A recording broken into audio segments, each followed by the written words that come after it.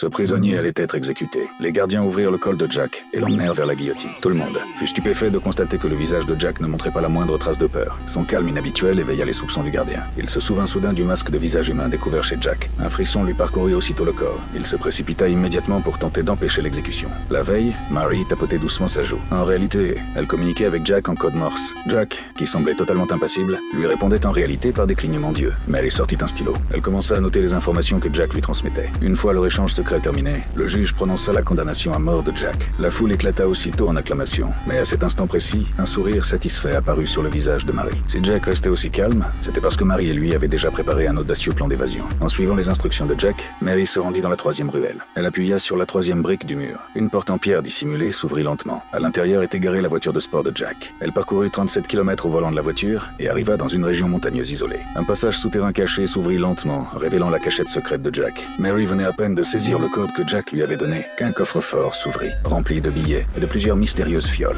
Mary prit une fiole rouge et jaune, puis elle se rendit au siège du gouvernement comme prévu. Elle portait une tenue particulièrement élégante. Elle rencontra le ministre de la Justice, qui était depuis longtemps fou d'elle. Complètement sous son charme, le ministre obéissait à chacune des paroles qu'elle lui murmurait à l'oreille. Sur la table se trouvait un journal annonçant la prochaine exécution de Jack. Mary lui dit qu'elle voulait voir de ses propres yeux à quoi ressemblait cet homme que tout le monde appelait un monstre. Au début, le ministre refusa, mais finalement, il accepta, à condition de l'accompagner ce soir-là. Ils arrivèrent tous les deux à la prison. Le ministre convainquit le directeur de la prison, John, de les laisser voir Jack sous prétexte de l'interrogatoire. Tous les trois entrèrent dans la salle d'interrogatoire. À peine la porte fut-elle refermée que Mary injecta au ministre un produit capable de le faire perdre connaissance. Puis elle retira les menottes des poignets de Jack. Profitant du fait que le ministre était inconscient, Mary posa un masque sur le visage du ministre. Elle échangea ainsi son identité avec celle de Jack. Puis elle quitta la pièce avec Jack.